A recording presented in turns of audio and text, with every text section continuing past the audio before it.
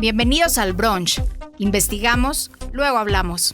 Una producción de Mexicanos contra la Corrupción y la Impunidad. ¿Te fuiste de puente y no tuviste tiempo de leer las noticias más importantes sobre corrupción e impunidad? No te preocupes, en este podcast te contamos en pocos minutos todo lo que debes saber para mantenerte en la conversación y estar bien informado. Soy Lucía Vergara, integrante de Mexicanos contra la Corrupción, y hoy sábado 21 de marzo te cuento lo más importante de la semana. Empezamos este brunch con una constante que no deja de crecer, el huachicol fiscal, un esquema que mueve miles de millones de pesos, opera a gran escala y muchas veces lo hace a plena vista. Hablamos también de la discrecionalidad en apoyos al cine. Seguimos con el daño ambiental en manglares provocados por laboratorios clandestinos, utilizados por el crimen organizado. También hablaremos del debilitamiento de la justicia y las implicaciones de alterar la escena del crimen en Tapalpa, donde fue asesinado Nemesio Rubén Oseguera Cervantes. Porque en México, cuando falta transparencia, los costos no solo se cuentan en dinero, sino en instituciones, territorio y confianza. Así que, ¿ya tienes tu café o mimosa lista? Disfrútala y acompáñanos, que el brunch de hoy viene cargado de justicia, transparencia, rendición de cuentas y hasta de cine. Hoy arrancamos un tema que, cada vez que llega a la mesa, crece más que la vez anterior. Hablamos, por supuesto, del huachicol fiscal. Un fenómeno al que en Mexicanos contra la Corrupción le hemos dado desde 2025 un seguimiento puntual y que pueden revisar a detalle en nuestro sitio web.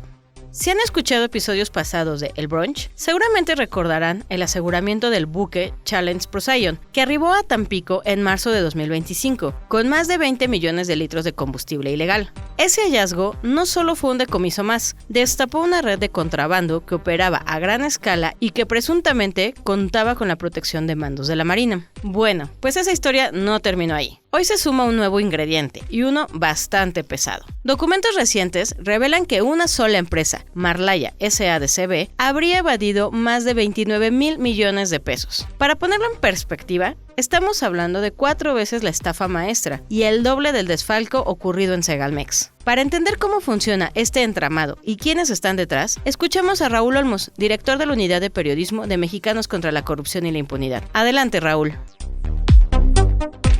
La historia de una empresa fantasma que evade 29 mil millones de pesos es por sí mismo un escándalo. Pero al analizar los vínculos de esa empresa, el caso toma una dimensión todavía mayor. Esta semana en Mexicanos contra la Corrupción y la Impunidad, le informamos que Marlaya SADCB, una empresa fantasma vinculada con la red de contrabando de combustible descubierta hace un año en Tampico, defraudó al fisco con más de 29 mil millones, monto que equivale a 4 veces la estafa maestra y 2 veces el desfalco de Segalmex. De acuerdo con la causa penal 325-2025, Marlaya formaba parte de una extensa red de empresas involucradas en el llamado huachicol fiscal, que la FGR ha señalado que están conectadas con el cártel Jalisco Nueva Generación. Entre las firmas relacionadas con Marlaya aparecen Mefrafletes, involucrada en 2 megadecomisos de 18 millones de litros de huachicol, realizados en marzo de 2025 en Tampico y Ensenada. Impulsora de productos sustentables, acusada por la FGR de introducir 21 millones de litros de diésel de contrabando por el puerto de Tuxpan,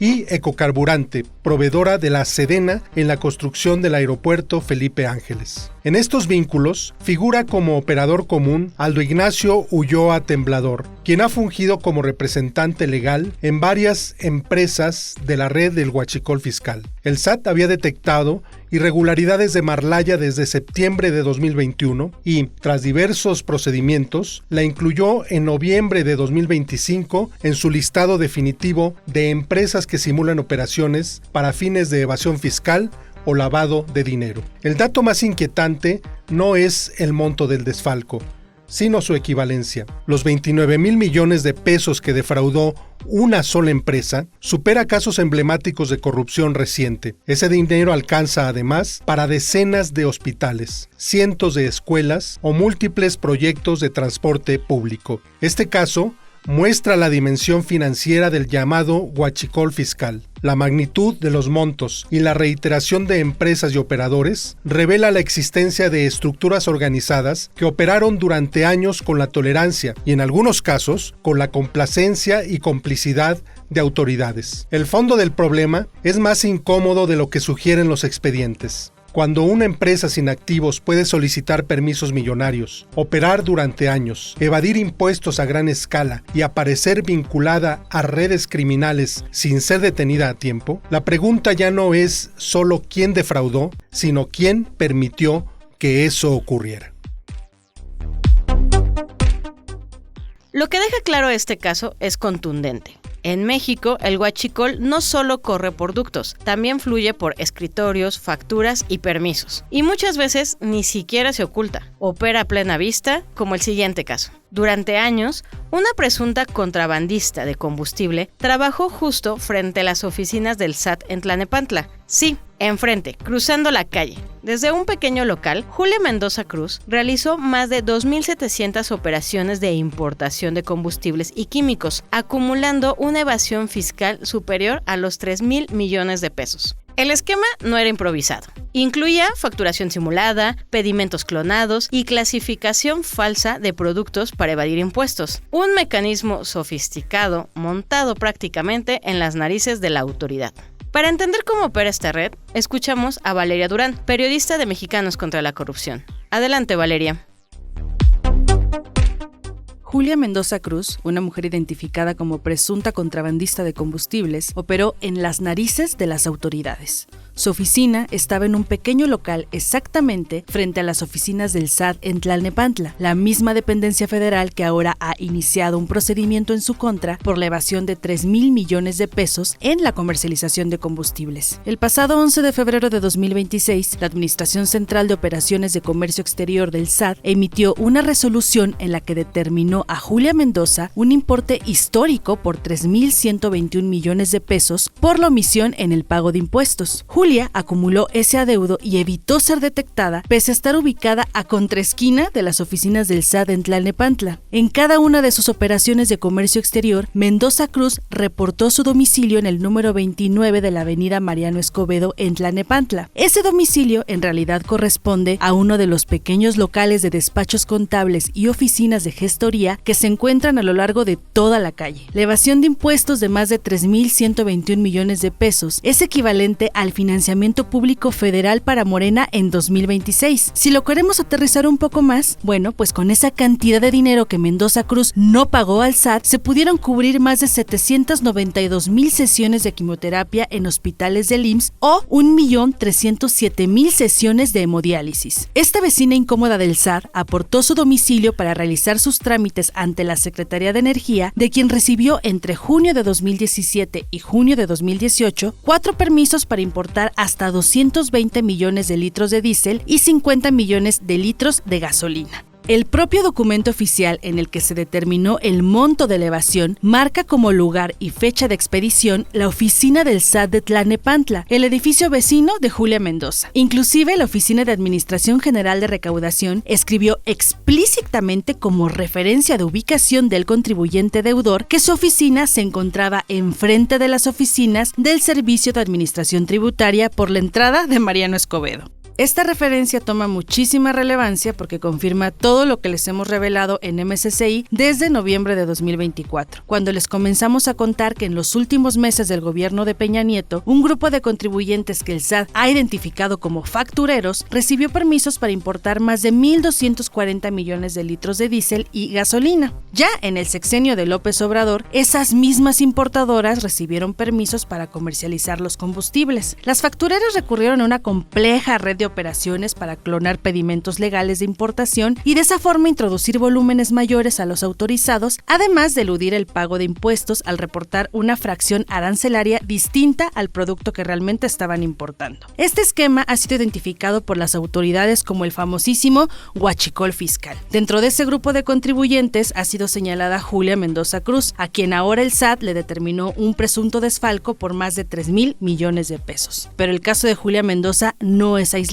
y se suma a este mecanismo que en MSCI hemos estado documentando desde hace más de un año.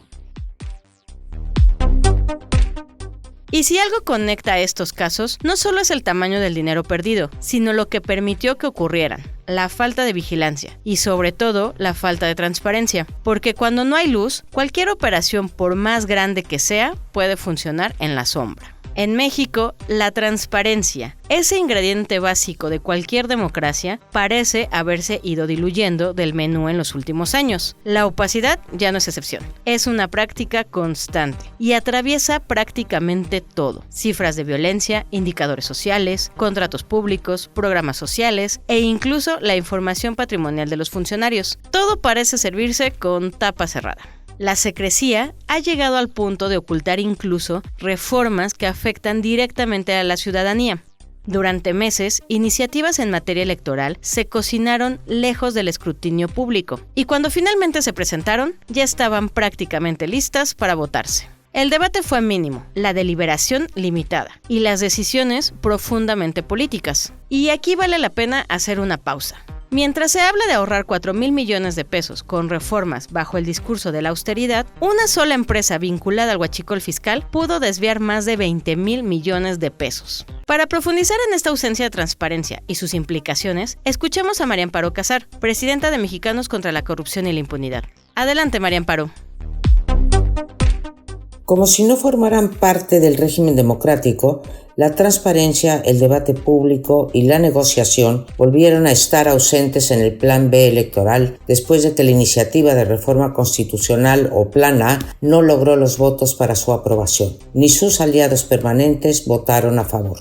El Plan B es prueba fehaciente de que buena parte del discurso de Claudia Sheinbaum para justificar la reforma electoral no era más que una engañifa. ¿Dónde quedó el discurso de que lo más importante de su reforma era quitar poder a las dirigencias de los partidos y dárselo al pueblo para que fueran los ciudadanos y no las cúpulas los que decidieran quiénes serían sus representantes en el Congreso? ¿En dónde quedó que ningún diputado fuera electo sin hacer campaña, quedándose sentado en un sillón sin recorrer el territorio? ¿Y en dónde quedó la necesidad imperiosa de reducir el número de senadores o la reducción del 25% del dinero que se entrega a los partidos? Todo esto fue lo que nos vendieron y todo esto salió, por fortuna diría yo, de la iniciativa, pero por una sola razón: no la vocación democrática, sino la negativa del Partido del Trabajo y el Partido Verde a aprobar una reforma que afectaba su mañosa representación en las cámaras y sobre todo que afectaba sus bolsillos. La nueva iniciativa cambia de foco.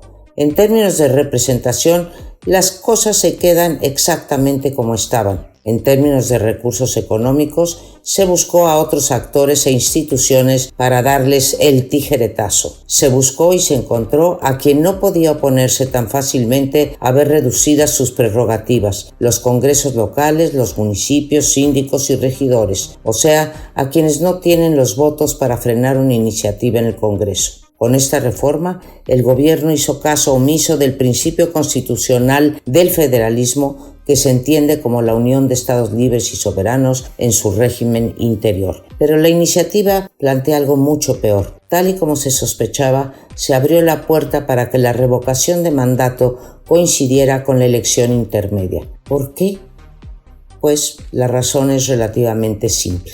Morena quiere que la presidenta esté en la boleta y que, como lo dice explícitamente la iniciativa, tenga carta blanca para hacer campaña. ¿A quién quieren engañar?, me pregunto yo. Todos sabemos que normalmente los partidos en el poder pierden votos y asientos en las elecciones intermedias. Es lo que se llama el desgaste del poder. Así le pasó a Morena en 2021, cuando en las elecciones intermedias de López Obrador perdieron ni más ni menos que 4 millones de votos. Digámoslo claro, el propósito de la reforma es que esto no vuelva a ocurrir. Y si la opacidad es el terreno donde prosperan estos esquemas, hay otro sector donde esa misma falta de controles también puede convertirse en oportunidad. No para el arte, sino para la simulación. Mientras hay quienes luchan por subsistir a través del cine y la creación artística, otros encuentran formas de beneficiarse mediante costos inflados, simulación de inversiones y tráfico de influencias. La industria cinematográfica mexicana, donde conviven la precariedad y los recursos públicos, ha sido durante años un espacio de impulso cultural, pero también de riesgos. Tras la desaparición de fideicomisos como Fidecine y Foprocine bajo el argumento de la austeridad, los estímulos fiscales se consolidaron como el principal mecanismo de apoyo. Y ahora, en 2026, se suma un nuevo incentivo que promete detonar la producción cinematográfica, pero que también abre la puerta a viejos problemas, como la discrecionalidad, simulación de gasto y opacidad. Hablamos del estímulo fiscal a proyectos de inversión en la producción y distribución cinematográfica nacional. Para entender estos riesgos y lo que está en juego en esta nueva política, escuchamos a Marisol Díaz Olivares, colaboradora de Desarmar la Corrupción. Adelante, Marisol. Cuando hablamos de cine, pensamos en historias, creatividad y expresión cultural. Pero pocas veces pensamos en todo lo que ocurre detrás: financiamiento, incentivos y decisiones públicas que hacen posible que esas historias lleguen a la pantalla. En México, una de las herramientas más importantes para impulsar la industria cinematográfica han sido los estímulos fiscales. Estos mecanismos permiten que empresas o contribuyentes obtengan beneficios fiscales si invierten en proyectos audiovisuales. En teoría, su objetivo es claro: fomentar la cultura, fortalecer la industria nacional y generar empleo. Sin embargo, estos instrumentos no son nuevos y tampoco lo son sus riesgos. A lo largo del tiempo, en México y en otros países, los estímulos fiscales en industrias creativas han estado acompañados de prácticas que preocupan: simulación de inversiones, inflamiento de costos, conflictos de interés en la asignación de apoyos y el uso de empresas fachada para justificar gastos. Esto ocurre porque la propia naturaleza de la industria cinematográfica tiene características que la vuelven especialmente vulnerable. Muchos de los servicios que intervienen en una producción, como asesorías creativas, renta de equipo o procesos de postproducción, no tienen precios estandarizados. Es decir, su valor puede variar considerablemente, lo que abre espacios de discrecionalidad. En ese contexto, recientemente entró en vigor un nuevo estímulo fiscal que busca atraer mayor inversión en producciones audiovisuales realizadas en México. Este incentivo plantea beneficios importantes, como un crédito fiscal de hasta el 30% del gasto realizado en el país y el impulso a proveedores nacionales. Pero aquí es donde surge la preocupación central. El nuevo estímulo no elimina los riesgos estructurales que han existido en este tipo de esquemas. Por el contrario, puede replicarlos si no se acompaña de mecanismos adecuados de control. Por ejemplo, la posibilidad de transferir los beneficios fiscales a proveedores puede dificultar la identificación de los beneficiarios reales. Esto abre la puerta a esquemas de triangulación de recursos o incluso al encubrimiento de operaciones irregulares. Además, el incentivo económico es claro: entre más gastos se reporte, mayor es el beneficio fiscal. Sin mecanismos sólidos de verificación, esto puede incentivar el inflamiento de costos o la simulación de operaciones. Entonces, el problema no es el objetivo de la política pública. Apoyar al cine y a la industria cultural es necesario. El verdadero reto está en el diseño institucional, en cómo evitar que estos incentivos se conviertan en espacios de opacidad o captura de recursos públicos. Frente a esto, es fundamental pensar en soluciones. Una de las principales propuestas es incorporar políticas de integridad como requisito para acceder a estos beneficios, es decir, que los proyectos y las empresas involucradas cuenten con mecanismos claros para prevenir corrupción, conflictos de interés y malas prácticas. También es necesario fortalecer las auditorías técnicas. Aunque los costos en la industria pueden ser variables, sí es posible establecer criterios más claros para evaluar la razonabilidad de los gastos y detectar irregularidades.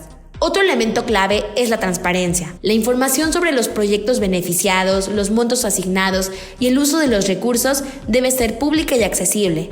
Esto no solo permite la rendición de cuentas, sino también el escrutinio social. Además, se deben implementar mecanismos de denuncia eficaces y confidenciales que permitan identificar irregularidades sin poner en riesgo a quienes la reportan. Y por supuesto, es indispensable que existan criterios objetivos y homogéneos en la asignación de los apoyos, para evitar así decisiones discrecionales o basadas en redes de influencia. En síntesis, el cine puede y debe ser una herramienta de desarrollo cultural, pero también es un sector donde confluyen recursos públicos y privados, creatividad y subjetividad, lo que lo hace particularmente vulnerable a la corrupción. Por eso, el desafío no es elegir entre apoyar al cine o combatir la corrupción. El verdadero desafío es hacer ambas cosas al mismo tiempo. Impulsar la cultura con integridad, transparencia y rendición de cuentas no solo fortalece a la industria cinematográfica, sino también a la confianza en las instituciones. Y de esta mezcla entre creatividad y discrecionalidad, nos movemos a un terreno donde las consecuencias ya no son solo financieras, sino también ambientales. Nos vamos a los manglares de Sinaloa, espacios que deberían ser sinónimo de vida, biodiversidad y sustento para comunidades pesqueras, pero que en los últimos años también se han convertido en refugios para laboratorios clandestinos. El crimen organizado ha encontrado en estos ecosistemas la cocina perfecta, aislada, difícil de vigilar y con bajo riesgo inmediato. Pero cuando los laboratorios son desmantelados, el daño no desaparece. Los residuos químicos permanecen, contaminan el agua, el suelo y eventualmente los alimentos. Es decir, la violencia no solo se mide en cifras de seguridad, también se infiltra en los ecosistemas y termina llegando a nuestra mesa. Para entender esta dimensión del problema, escuchamos a la periodista América Armenta, de Quinto Elemento Lab. Esta investigación, que es narcocontaminación, cocinando un desastre ambiental, específicamente en la parte de los manglares de refugio de peces a guarida de narcos, nos hizo darnos cuenta de la importancia de estos ecosistemas, su fragilidad, y nos sorprendió que haya estos laboratorios de drogas sintéticas instalados en estos espacios y que las autoridades llegan y los dejan inhabilitados para que no se siga produciendo droga, pero no resarcen el daño que se genera en el medio ambiente. En Sinaloa hay 622 kilómetros de costa y de aquí se sacan especies como el camarón, que es muy importante, jaiba, ostión, pargo, mero, todos estos para consumo local y para exportar. Entonces, tomemos en cuenta que un estudio por una persona de aquí de Sinaloa nos dice que por cada hectárea de mangle que se destruye hay 800 kilos de camarón y peces que se pierden anualmente. Los laboratorios que se han encontrado en los mangles en Sinaloa son de varios reactores, entonces abarcan kilómetros y de ahí que podamos entender el daño que se está generando. Es muy importante mencionar que las autoridades tienen un acceso muy difícil a estos centros de producción de droga porque tienen que conocer muy bien el territorio y navegar en vehículos especiales como aerodeslizadores o en algunas pangas, y una vez que llegan y dejan inoperantes los laboratorios, pues ya no se pueden llevar consigo todos estos objetos que siguen ahí generando contaminación, que son tanques de gas, mangueras, los recipientes de 200 litros con precursores químicos van quedando ahí, siguen flotando, siguen contaminando, y lo que encontramos es que en estos lugares en donde estaban estos reactores hay llanos blancos en medio de la vegetación del mangle verde, y es mangle que va a tardar alrededor de 25 años en volver a crecer. Los olores entre el fango que se mezcla con los precursores químicos son muy fuertes, y podemos ver en el suelo en donde ya no hay mangle manchas rojas y manchas blancas que derivan de estos mismos precursores químicos que las autoridades tiran para que ya no las usen quienes cocinaban. También, una vez que llegan a estos espacios, las personas que cocinan la droga sí conocen los manglares, conocen sus canales, sus venas, saben por dónde entrar, por dónde salir, y los elementos de seguridad no, pues una vez que llegan no hay personas detenidas y no hay personas a quien fincar responsabilidades por ello. La ONU estima que por cada kilogramo de droga producida hay 6 kilogramos de desechos. Entonces, todos estos desechos que van quedando por la producción de droga se quedan en estos mismos lugares en donde estaban los centros de producción. Y las personas de los campos pesqueros cercanos a ellos siguen yendo ahí para obtener las especies que consumen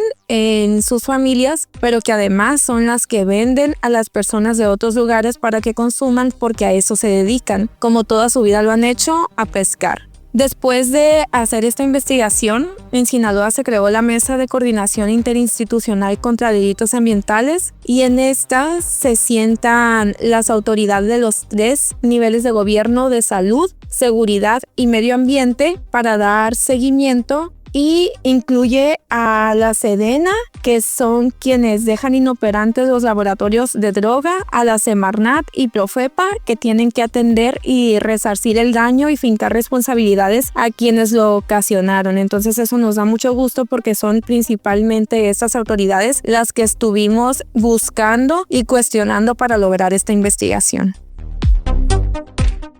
Y cerramos este brunch con un caso donde cada detalle importa. La Fiscalía General de la República reconoció que en la escena del crimen en Tapalpa, donde fue asesinado Nemesio Rubén Oseguera Cervantes, alias El Mencho, líder del cártel Jalisco Nueva Generación, no hubo un aseguramiento inmediato. Antes del cateo formal, ya habían entrado periodistas y personas ajenas. La escena fue alterada. Esto nos obliga a pensar en 2 responsabilidades. La de la autoridad, que debió resguardar el lugar desde el primer momento, y la de los periodistas, que enfrentan el dilema entre documentar y no interferir.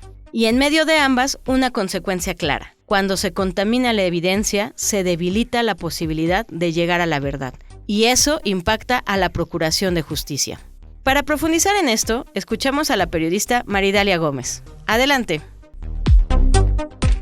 Creo que este caso lo tenemos que ver por diferentes aristas. La primera, que no es menor y que creo que debe ser la principal, es que a partir de diferentes hechos en la última década cometidos por Cártel Jalisco Nueva Generación, estamos frente a un ejército irregular, paramilitar, bien entrenado, con capacidad de fuego, que ha desafiado al Estado mexicano. Lo segundo es el lugar en donde se llevó a cabo esta operación. Es un lugar que hacía en extremo riesgoso cualquier operación y a quien ponía en mayor riesgo era a la fuerza operativa de gobierno. Y tercero, es que tenemos que pensar que la conformación de estos grupos y la forma de operar se modificó enormemente, pero no se modificaron al mismo tiempo ni la forma de transparentar este tipo de operaciones por parte del gobierno, la forma de explicar y narrar lo que ocurre, ni la cercanía con la sociedad, ni el respaldo social del gobierno frente a este tipo de acciones o cualquier tipo de acciones, porque representan una crítica natural, porque se desconfía de ellas a priori. Bueno, pensando en esto, en principio hay que decir algo claro. 1. No tenemos claridad absoluta de lo que ocurrió. Y eso coloca al gobierno en una situación equivocada frente a la sociedad. Porque una sociedad que no conoce con claridad los hechos y se habla con contundencia de las acciones, no puede respaldar ese tipo de acciones. A pesar de que yo en lo personal pienso que sí fue un servicio a la patria y que sí debemos reconocer lo que se hizo ahí. Porque prácticamente la posibilidad de salir bien librado de esa operación era 50-50. Segundo, no sabemos si se cumplieron todos los procedimientos legales o los que obliga la ley a cumplirse tanto para la llegada, para la confrontación, para la salida, para las diligencias, para el resguardo, para todo el proceso. Nos muestra entonces una autoridad débil, una autoridad no solo de procuración de justicia, sino desde el ejército y desde la seguridad pública federal, descoordinada y sin una capacidad para atender este alto nivel de riesgo. ¿En qué sentido? En que no solo se trata de cómo haces la operación y todo el proceso legal, sino qué haces después de esa operación que también sea legal. Pero, por un lado, creo que la Fiscalía es la mayor responsable. Y creo que una de las responsabilidades es que no hemos señalado como sociedad que esos funcionarios no cumplen con sus funciones. Nos ha sido más fácil criticar a la presidencia, a las policías, pero nos olvidamos de la Fiscalía y por muchos años, al menos en los últimos, hemos permitido que personas mediocres ocupen esos cargos. ¿Era muy difícil evitar la contaminación de esa escena? Sí, mucho. no solo por lo alejado, no solo porque es territorio que dominan estos grupos criminales, sino por, como decía al principio, la capacidad que tienen de ser un ejército irregular en términos paramilitares. Pero también creo que es más fácil que se contamine la escena a poner a sus elementos, y que esa puede ser un razonamiento que predominó aquí. Y ahí es donde quiero llegar también. La responsabilidad de las personas periodistas, no por dar la nota, sino por tener más capacitación y más responsabilidad social. No podemos permitir que las autoridades o que cualquier persona nos utilice precisamente para que fracasen estos casos, porque al final de cuentas terminamos siendo utilizados. En este caso, la pregunta y el cuestionamiento que me harán es, pues el periodista tiene que informar y tiene que lograr. Bueno, pues el periodista también tiene una responsabilidad social y una responsabilidad penal, porque se puede volver parte de un testigo al contaminar la escena. Se puede volver parte de un delito. Y creo que esos límites los tenemos que aprender y no los hemos aprendido. Y también pienso que es una falta de cultura social. Entonces, ¿todo esto de qué nos habla? Nos habla de una fiscalía que no está capacitada. Nos habla de una sociedad que no respalda a sus autoridades y que no reconocen las operaciones y que no creen en ellas y que no respetan legalmente, porque si fueran conscientes, con tal de que fueran sancionados estos personajes, estos criminales, se limitaría.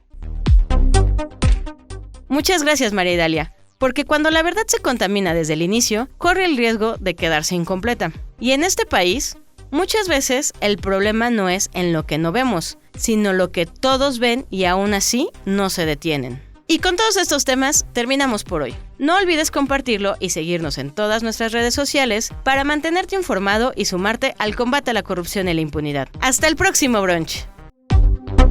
Esto fue El Brunch. Investigamos, luego hablamos. Producción y dirección, Lucía Vergara. Guión y contenido, Janine Baquerí. Voz, Verónica Ayala. Gestor de entrevistas, Ricardo Alvarado. Asistentes de producción, Iván Cerón y Emanuele Aguilar. Diseño de portada, Paola Calvo. Una producción de Mexicanos contra la Corrupción y la Impunidad.